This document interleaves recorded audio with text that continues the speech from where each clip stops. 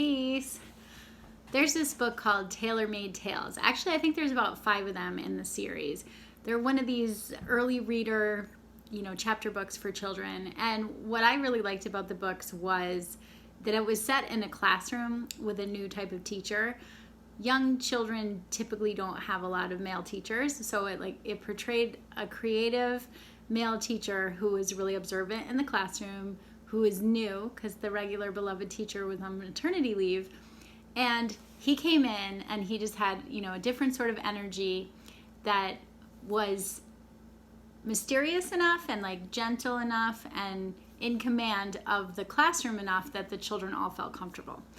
So one of the ways that he would unify their whole vibe in this new relationship in the classroom was doing this thing called Tailor Tales. His name is Mr. Tailor. So they would all have an incentive to do their work and they would race, to the rug. And at the beginning of the book, he asks the children to come up with 5 things. And it was on my mind today because, I was thinking, what's this video going to be about? And Tailor Tales came into my mind because you could tell me, 7, say, for example, put these random 7 things together. And that's basically what I'm going to be doing with the podcast.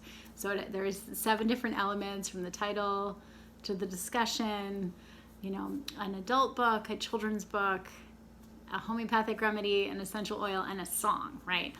And it also had me thinking about a lot of the unfinished projects that I haven't ever done. And I get struck with these images of how so many things are related to the teachings of the Most Honorable Elijah Muhammad and ways to link things together. And I went to the farmer's market today as a customer, for the first time in a long time, just as a customer, and reforming my relationship with the whole local food scene because it's really taken, it's taken its toll.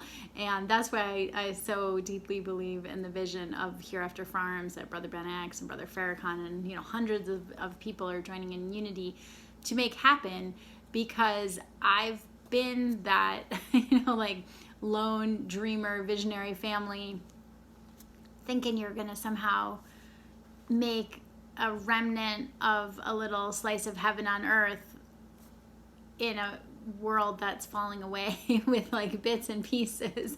And it sounds good until the reality of the work hits. And then the work itself is one trial, and then there's isolation on top of that, and how each year that you stick with it, you kind of get further and further away from what most people in the world are dealing with. And so, which isn't a bad thing necessarily, but it is a trial in itself.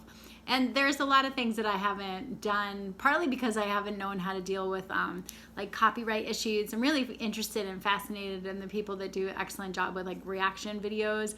The podcast is kind of part reaction video without the video part. It's more like reaction narration, because I haven't known how to actually splice in the clips that I'm talking about.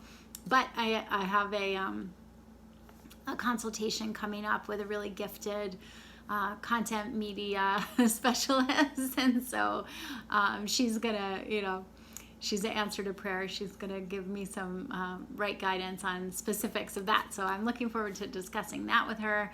And I have a bunch of books and things that I haven't written, because back in the day I didn't have a computer, so I was going through a lot of my old files and things and finding half-written books of one of the I was writing down some of the titles. One of them was From the Caves and Hillsides to the Moon, because timelines have always really fascinated me. And kind of back to the the tailor-made tales story, timelines and interconnectedness, and being able to see both the micro on the the personal level experience, the how we as individuals within a collective experience are interacting with the macro, the giant overarching plan of God's will, for either actively permitting or allowing different things to happen within the circumstances of the lives of the human beings of the planet, to bring about his ultimate aim and goal. And that definitely wasn't a perspective that I was brought up even thinking about. And yeah, it was, I guess we were talking about in class tonight, we were talking about shame and how shame silences. And I feel a certain shaming from, the liberal college-ish area on that, that it's not okay to bring God into now time, to take it onto that personal level, right? If you want to talk kind of like etherically, philosophically, sort of just vaguely about God and things like that, there's still pushback because nobody wants to be told, that there's certain laws or restrictions that are over the conduct and instruction and righteousness. There isn't a lot of celebration for that either, but it's much more tolerable because it's farther away from the individual. And so, yeah, I was just kind of noticing how I have not really wanted to talk to white people. And I did share this when I first was on Instagram, right? And I don't know who I am meant to talk to necessarily. And I guess maybe it was just that it's not that I don't want to talk to them. It's just like how they talk back and interact was always just so harsh. And conversation ending that it wasn't something that I, kept seeking out. It's like there's only so many times that you can have dead-end conversations. And so in study group, just the other, this past Friday, Minister Abdul Hakim Muhammad, he really was chiding that energetic of staying in rooms of people, not physical rooms, but staying in rooms and circles and conversations with people who on some level of the spectrum agree with you. And so this was just all going through my mind as I was at the farmer's market, and then I'm studying homeopathy and thinking about the history of medicine and how the history of medicine, this is a whole nother lecture topic, but the history of medicine and how it affects us now, and the technology of a bark as an herbal medicine that enabled the Caucasian to just have an explosion in his ability to commit acts of barbarism all over the world because he was able to overcome malaria to a greater degree than he ever had been before, has been on my mind a lot. And so, yeah, I just have all these different elements. So I was thinking of the book's Tailor Made Tales, because it's like, oh, and this bark from this tree, and and just all over the spectrum of these different things, but the core of agreement. And so that's one of the things that I'm working on with the podcast, right? Is to complete these thoughts, to bring this out. And this has been a good pace. We were talking about creating spaces, really setting some boundaries around creation spaces and values and identifying goals and different things like that, which are always good cyclical conversations to revisit.